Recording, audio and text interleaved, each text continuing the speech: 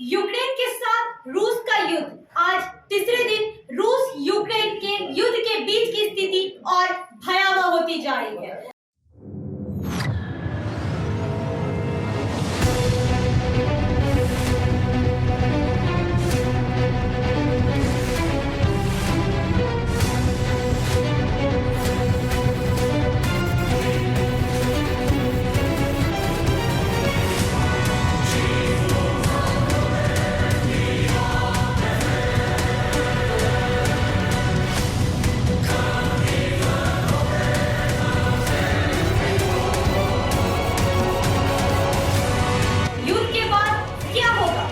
Ukraine रूसी आक्रमण से तबाही मची हुई है। इन परिस्थितियों में भारत और चीन ने संयुक्त राष्ट्र सुरक्षा परिषद में रूस के खिलाफ मतदान से परहेज किया। संयुक्त अरब अमीरशाही ने भी मतदान से परहेज किया।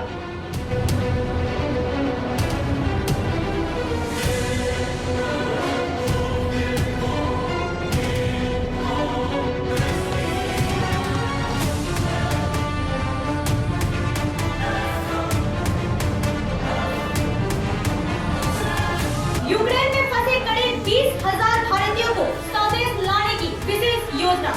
यूक्रेन में फंसे भारतीयों को स्वदेश लाने के लिए एयर इंडिया की रोमानिया और हंगरी के लिए विशेष उड़ानें। दूसरी ओर यूक्रेन में फंसे बंगाली छात्रों की मदद में उद्यमी नवन्ना ने खोला कंट्रोल रूम।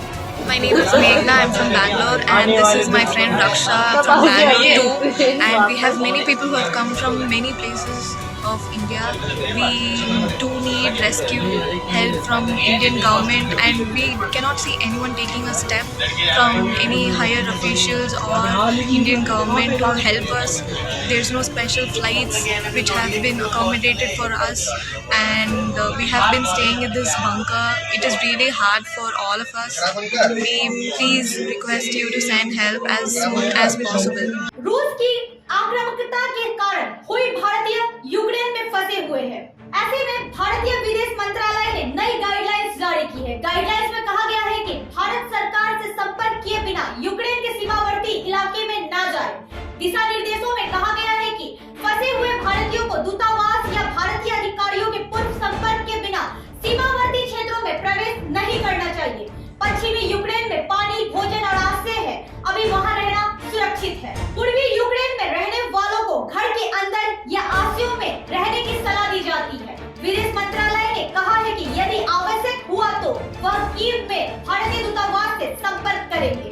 नए दिशा निर्देशों में कहा गया है कि अगर भारतीय नागरिक कहीं भी जाते हैं या दूतावासों से अधिकारियों के साथ समन्वय के बिना किसी चौकी पर पहुंच जाते हैं तो उनके साथ संवाद करना मुश्किल होगा।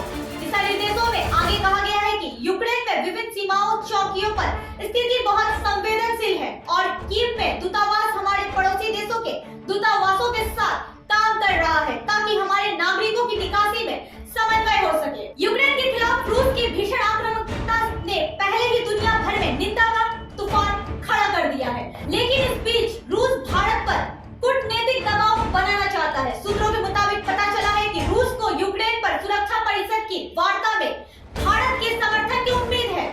सुरक्षा परिषद ने अनुरोध किया है कि यूक्रेन में अंतरराष्ट्रीय परमाणु ऊर्जा एजेंसी के चल रहे निरीक्षणों के अलावा कि वहां IAEA बोर्ड द्वारा आवश्यक कदम के साथ रूस के अनुपालन की निगरानी करे। दिल्ली में रूस के चार्ज डी अफेयर्स ने उम्मीद जताई है कि भारत वहां रूस के साथ खड़ा रहेगा।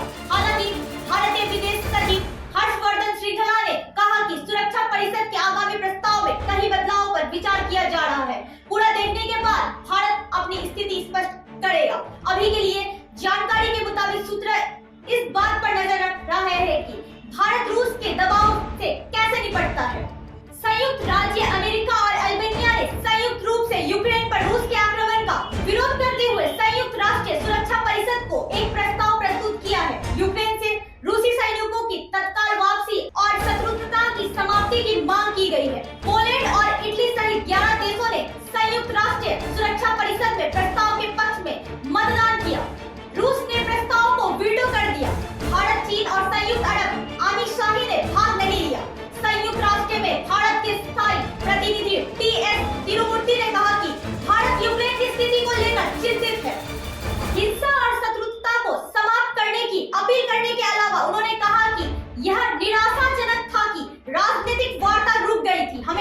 युद्धनीति के रास्ते पर लौटना होगा। इसलिए भारत ने मतदान से दूर रहने का फैसला किया है। इस बीच रूस ने संयुक्त राष्ट्र सुरक्षा परिषद के स्थायी सदस्य के रूप में प्रस्ताव को रोक दिया है। नतीजतन उन्हें कड़ी निंदा का सामना करना पड़ रहा है।